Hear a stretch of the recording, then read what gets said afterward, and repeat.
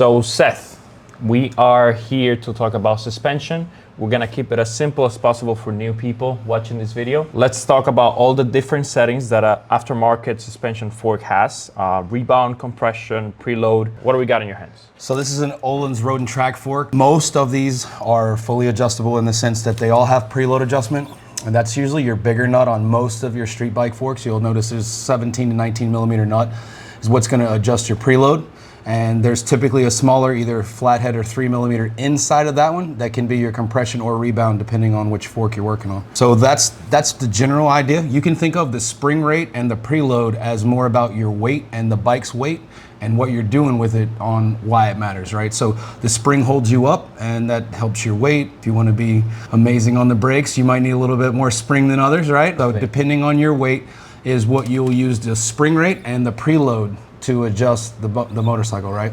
That's merely just about suspending your weight into the air, right? The valving is handled with the oil inside. There's oil inside this fork that's usually most of the fork, and that oil moving in and out of the inside of the internal part of the fork is what controls how fast the bike goes up and down. So the spring suspends you, and the oil controls how fast it dives and how fast it rebounds. So your compression is your dive and your rebound is how fast it comes back at you.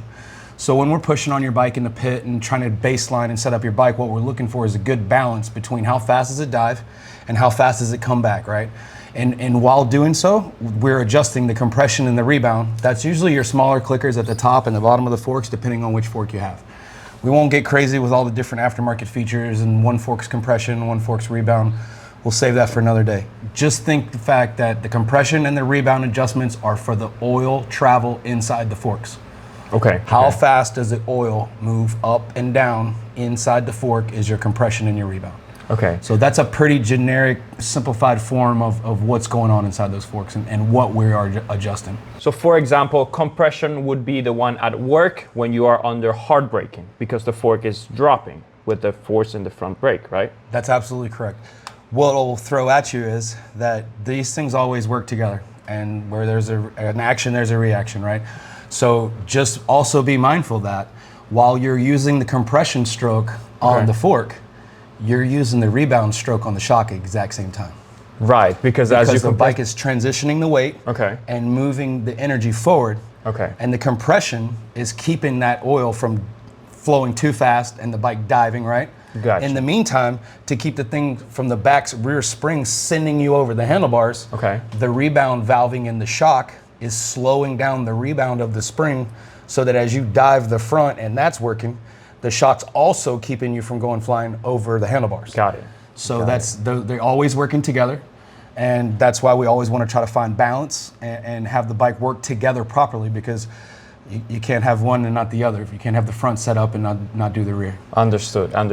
Now, talking only about the front, let's talk about the places in the track where during your riding, that setting is going to be the one at work. For example, I believe compression is going to be when you're hard braking and trail braking into the turns. And then as you let go of the brake and start to get on the accelerator, I believe the rebound is the one taking the precedence over the compression, right? Because the fork is uncompressing. That's absolutely right. Right. The other thing that I would throw in there too is that you would always be mindful that generally speaking, your heavier braking tracks are places like Road Atlanta and Barber, CMP. Yes. You typically will run a little more compression or a little tighter compression at such tracks, because there are places you're just gonna grab handfuls of brake, right? At Jennings and Roebling, I hope you're not grabbing handfuls of brake because it's not doing you any good. Gotcha. You're just going slow. So in that case, you gotta be mindful of the course. There'll always be some balance between how bumpy is the track, how good is the surface. And I'm sure a lot of my up north guys that ride up there where there's snow and ice year round can tell you all about bumpy racetracks that we don't really have to generally deal with in Florida. And so generally speaking, the compression while we're entering the corner is gonna keep us from diving. And then once you get the bike turned in and leaned over and to begin to apply the throttle, that's when the rebound is gonna keep the thing from springing back in your face. You'll notice that if, like a lot of these new 300s and 400s don't really have any adjustable compression and rebound on the forks because they're fairly inexpensive bikes compared to what else is on the market. Yes. We take them to the mini bike track, and it's probably the most fun thing to watch is someone learning on the mini bike track with, basically no suspension adjustability. Yeah. you got what you got. Yeah. So you learn that, you know, trail breaking is also a form of rebound. So that's a whole nother conversation for a different day.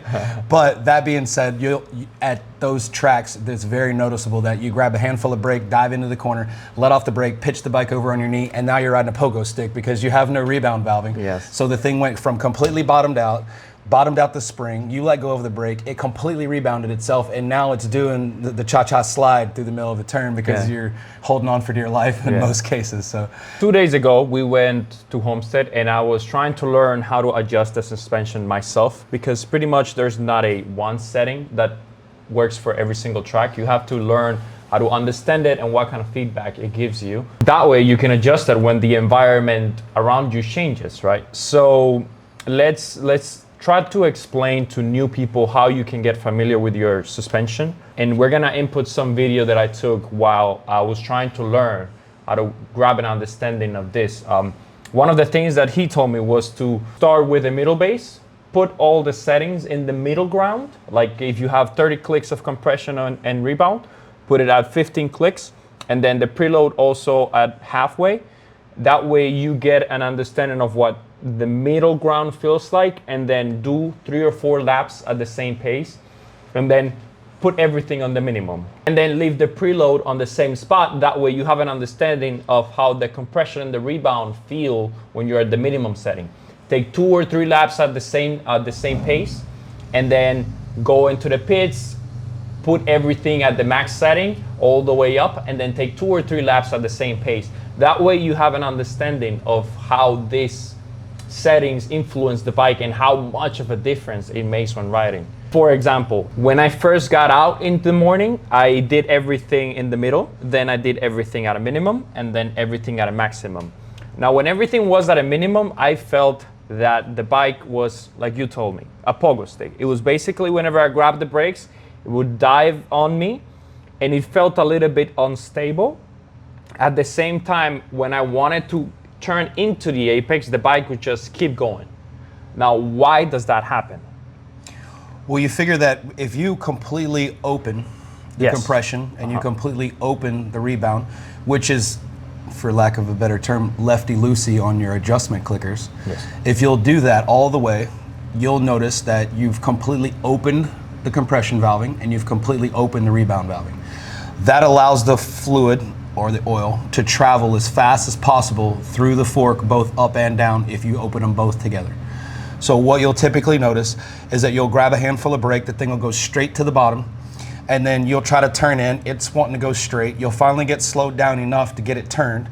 You'll let off the brake, and now you're riding a pogo stick because the rebound is completely open. So all of that force that you've held down in there on the brake, you got all that bound up energy from the coil of the spring being bound. When you let off the brake, it's gonna unbind itself and it's gonna shoot back up. That's just nature, right?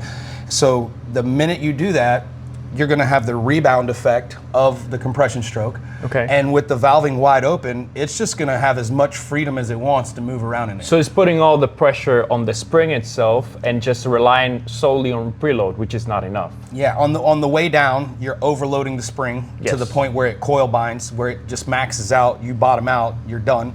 And then it goes, hey, guess what? For every action, there's a reaction, so guess what's happening? The minute you let off the brake, that thing's coming right back at you. So depending on how hard you let off the brake or how fast you let off the brake will be how fast you're gonna rebound, because you don't have enough rebound dampening screwed into the fork because you've opened it all the way. Got it. Another way that you could do that similar test is you could isolate these things. You could go out in a session where you baseline it first, and then you leave the rebound alone, and you just completely open or completely close the compression. Okay. And then you ride around, see what it feels like. And then come back in, do the opposite. Ride around, see what it feels like. Yes. Take another session, switch to rebound. Try the rebound wide open. Yes. Try the rebound closed. And these will give you some type of feedback. You'll find that if you haven't been riding for a long time and you haven't been working on the professional, you don't know the lingo, you don't know the language, you don't know what to think about, you don't know what to pick, you don't know what to grab, you don't know what to look for, right? But I will promise you that if you go out with the rebound completely wide open, you're gonna feel something. Yes. And you're gonna have a conversation with someone, whether it's your neighbor who's laughing at you because you're pogoing off the side of the track somewhere, or your head's bobbing like a bobblehead doll. Yeah. Something like that, there's gonna be some conversation. Yeah. Same thing, you close the compression completely, you're gonna ride a dump truck around the racetrack. You're gonna feel every bump on the track, you're gonna find bumps that you didn't even know were there. You might find a seam or a crease in the track you don't like. Yeah. So there's that. Flashback. Those are the things to consider when you're looking at that. And the main idea behind doing what we're talking about is to give you something to compare to. So if you start out with your bike, how you normally ride it, and then you start making big changes, but one thing at a time. You don't want to just do a huge, blanket go crazy on the bike. You want to isolate the things that you're changing, because by doing that you can identify the problem. You'll notice that when the compression's too tight, the thing shakes in my hands and I feel like I have a death grip to try to hold on to it. When I open the rebound all the way, I'm riding a pogo stick thing, boing, boing, boing. So you can start to identify these things.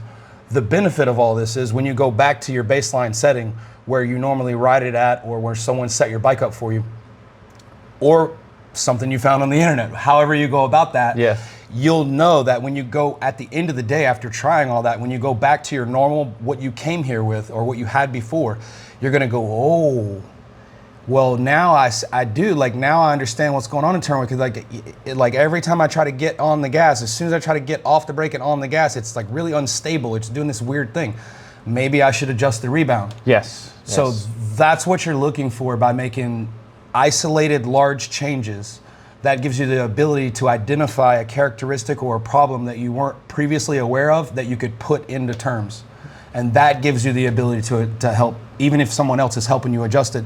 Maybe you don't know what to do when you feel XYZ, but you could reach out to a professional or a fellow racer or someone that may be able to help you, someone in the pit, and get that kind of information from them, because now you have something to offer in regards to what's going on. One example to add to this was when I kept my settings the exact same for like a year, because it's what I knew, I got used to them, but there was this one thing that I didn't understand. If I broke really hard into a corner and I backed it in, the moment I'm transitioning from trail braking into the gas, that little split second that I let go, the bike would bounce on me sort of, and it would wobble a little, and then I would get the bike turned.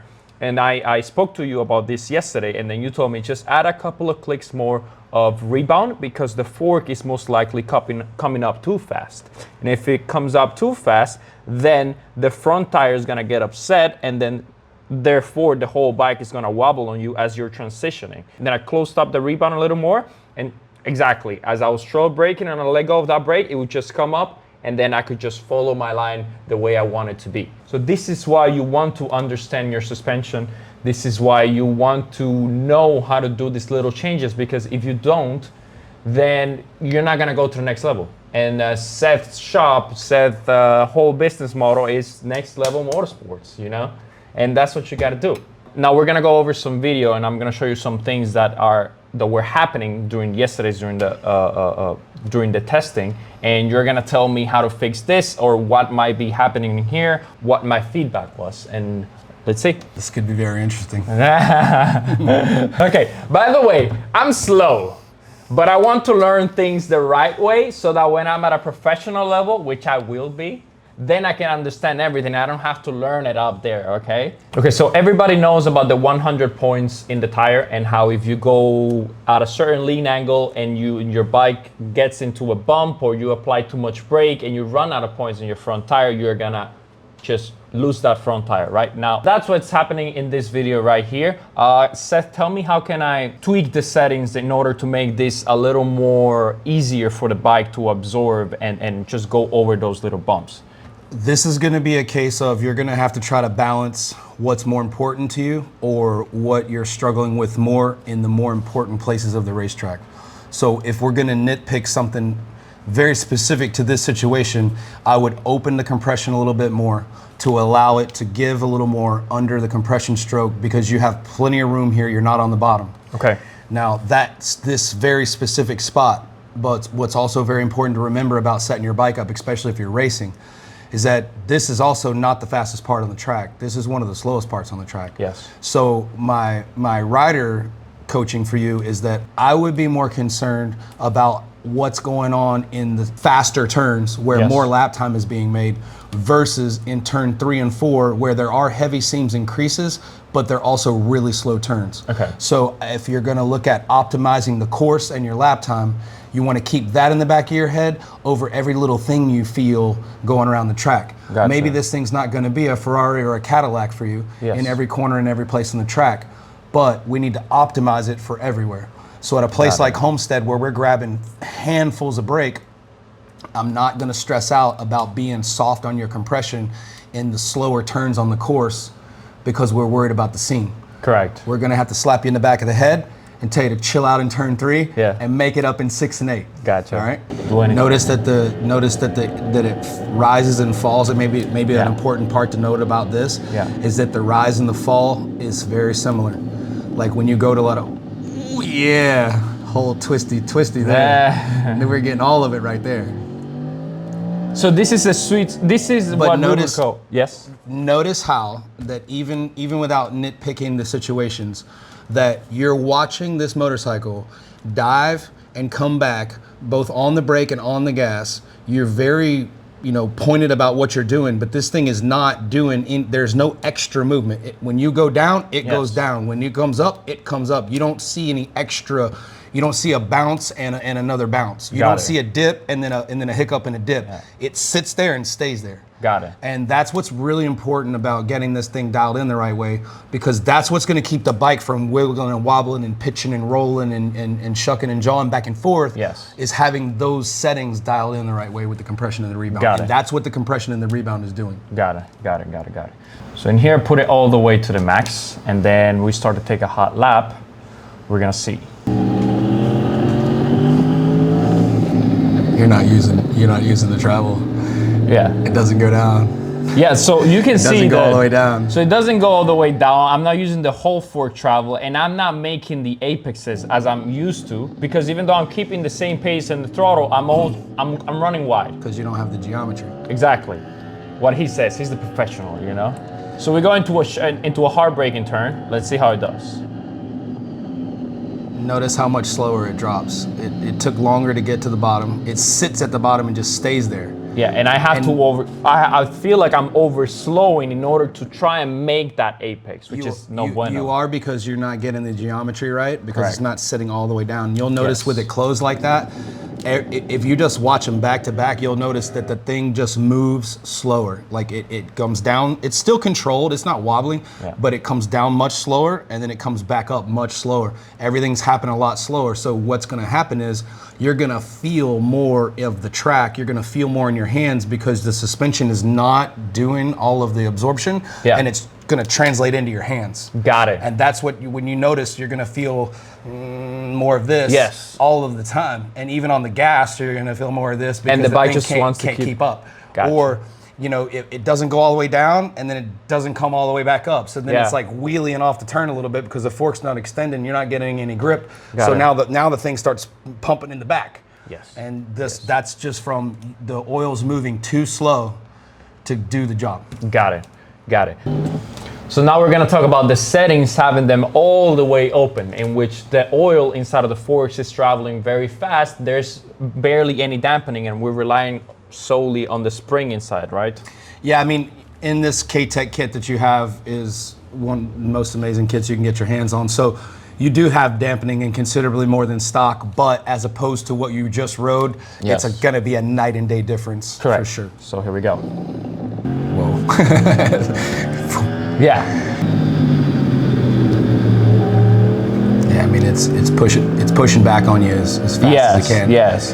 Yeah. You see, the great thing about gravity is that, like in this case, as you're getting in on the brakes, you still have the spring and the oil that's in there to help somewhat, even with the clickers all the way open. Yeah. But what you notice is you have the opposite effect on the way up. So Yes, the rebound yes. is a lot more aggressive, and Yeah. now your bike's out of balance. It's coming back a lot faster than it's going down. Yes. So every time you let off the brake at all, this thing is Yeah. it's pushing back on Yeah, you. it's pushing back. Yeah. I was so scared that I didn't meet that one lap. I didn't even do 2 or 3. I just came back in. I'm like, okay, I know how it feels like. Yes, this is not for me. And then we go straight into middle ground again, so that I could compare to the basics and then try to ride it a little bit harder and see how it felt. So why did that happen? Obviously, I know that I shifted in a bad place over there, like right on top of the heel, and the front got a little unloaded as the wheel was coming up a bit up. What happened over there? Why did that wobble? When you're this hard on the gas, you'll notice that the forks are all the way extended. Yes. And what's happening is actually as you shift, the power breaks for a second and comes back in. Yes. And that actually twists the tire. Yes. So then the carcass of the back tire twists. Yes. And then that twisting action is actually, you're feeling that in the geometry of the motorcycle. So the front triple clamp pivot is allowing you to feel that side to side. The sidewall of the back tire is actually flexing. Yes. And then you're feeling the rebound effect of that. You're feeling the aftermath in the front because it's transferring to the front. Got it. All the weight, the pressure, and all of the energy is all captive in the shock at this point. Okay. And the shock is trying to control what the tire's doing, and the motor's trying to rip the tire off the bike. Yeah. So the shock is now going, please God, hold on, baby, we got this, right? Yeah. And the front forks are like, dude, I'm in the air. It doesn't even matter what's going on up here. I'm not even on the ground, so enjoy that. So that's another reason why when we're rider coaching, we're talking about, especially on the 1000, getting your 100 points of grip, taking away as much lean angle as possible. What you'll notice is that, especially on a 1000, if you're getting a lot of wiggle and pump, the first thing you should always consider is your body position and your lean angle for how much throttle you have. Because most guys on the 1000s, especially early on in early days, are keeping too much lean angle on the exit of the turns. And when you shift or when you get into the peak power, it starts gyrating the motorcycle, and I can adjust the suspension to the point where I close the rebound. And I can't make it stop pogoing because it's the tire going like this.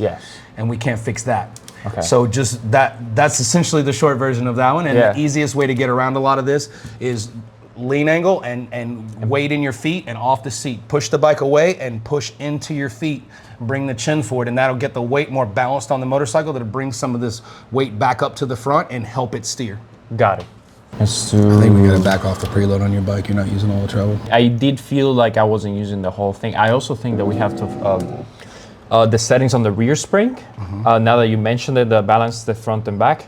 Whenever I'm going super hard on 8, because I can immediately feel it just to slide more than usual.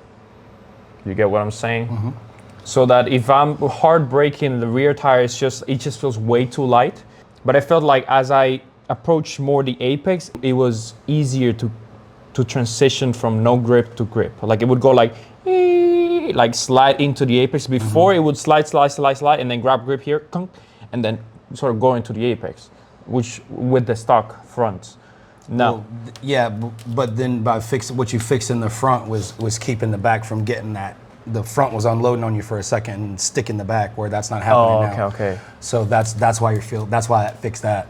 But what could be going on right here, another thing that happens really commonly, is if you're not able to use all the travel for, say, like, let's say between our spring rate and our amount of air spring or our air gap, if you can't get the thing to the bottom, once it gets to the point where it decides it's not going to the bottom, it starts to pick the back tire off the ground. Okay. If you're like mad braking, right? Okay. So even though it's not bottomed out because your spring's too strong or there's too much preload potentially, right? Or if you don't have this situation because you have a DDS kit, but if let's say we had an open cartridge kit similar to this, and we had the fork roll level too high, you could literally compress everything so much that you hydrolock and the thing won't go down all the way.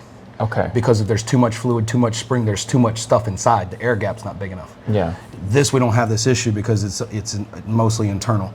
But because of this, what I'm watching right here, the first thing I would do is tell you to change the spring rate. I would back off a half a rate on the spring rate and leave the preload alone and run that. So we are at 105 at the moment. You would recommend going to 10? I'd put a 10 on one side and leave the 105 on the other and leave you at 125. And it's mostly because of your weight. Gotcha. You're mad aggressive on the brakes, which is really good, but I just don't think you're heavy enough. Okay. There's not enough coming with you. Yeah. And this R1's a really well balanced bike. You don't need a huge spring. Like on the S1000 or the Gixxer, you have to have the 105. You can't run it. But the 1000, this one, you can get away with a 10. You're mad aggressive, so I'd do 1025. Okay. But you see how that thing's wiggling? Yeah. That thing's wiggling because it's mashing the tire out. Got it. So even though you're not maxing the spring out, you're done with travel. It ain't going any farther. Yeah. So we gotta lighten up on the springs to get it down a little farther. It'll turn better. And then what air pressure are you running the front tire? 36 still? 39. 39. So we're not having that kind of issue. That's fine. Yeah. Okay. Yeah. Okay.